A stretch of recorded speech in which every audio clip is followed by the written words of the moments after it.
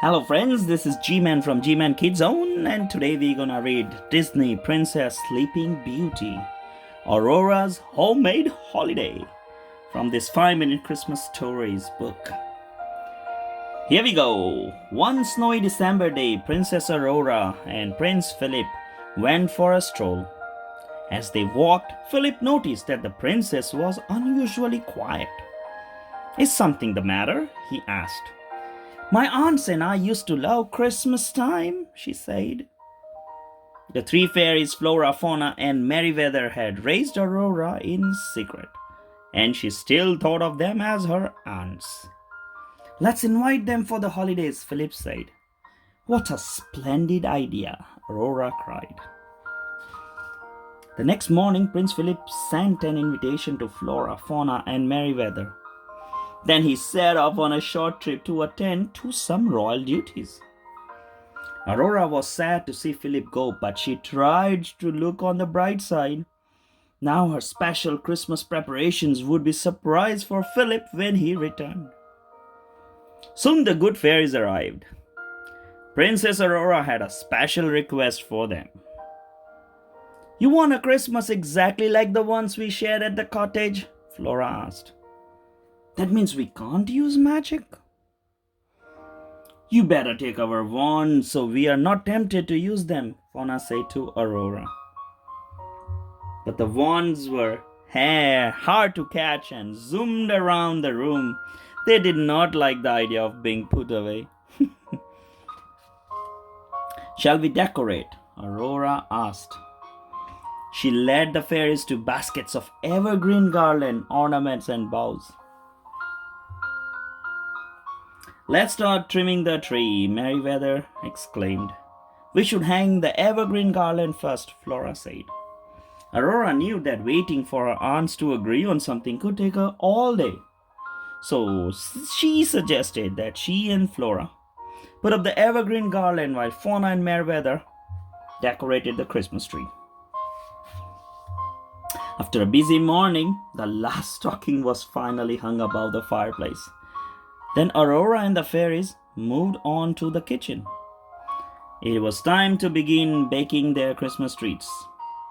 I can't wait until Philip tastes your special layer cake, Aurora said, and the Christmas rolls with jam inside. We'll need lots of red frosting, Flora announced. Green frosting is prettier, Merryweather argued. We'll use both, Aurora declared.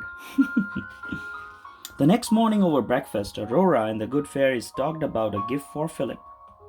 I want to give him a homemade present, Aurora said to her aunts. But what? How about a shirt? Flora suggested.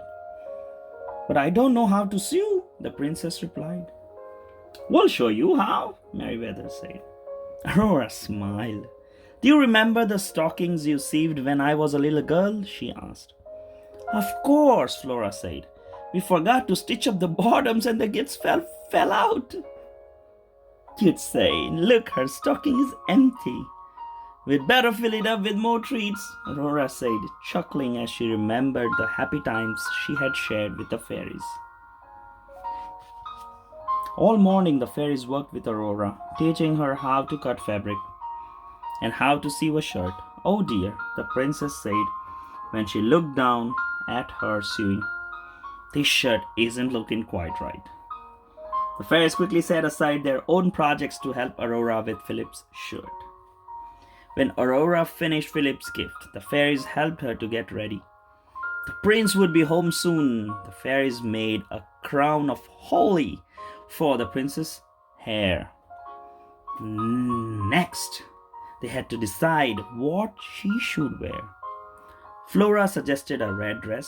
Merryweather preferred a blue one. Then Fauna held up a beautiful purple gown.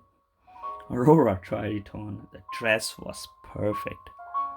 Even Flora and Merryweather had to admit that the purple dress looked lovely on the princess. The last thing Aurora had to do was wrap the prince's gift. Once again, she asked for the fairies' help. When they were finished, the princess placed the present under the tree.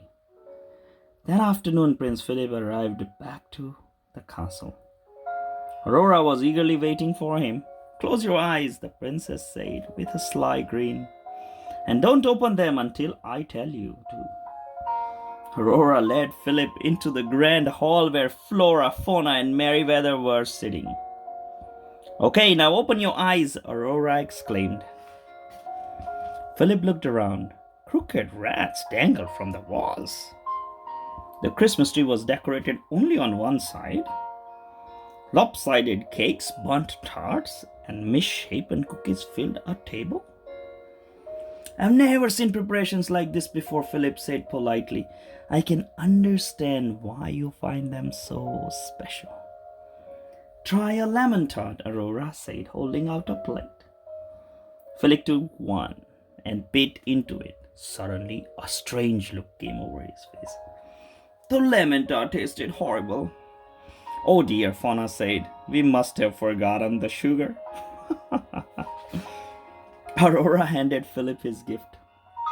One more surprise, she said. A shirt. The prince exclaimed after opening the box. But when Philip tried on his present, the princess and the fairies burst into laughter.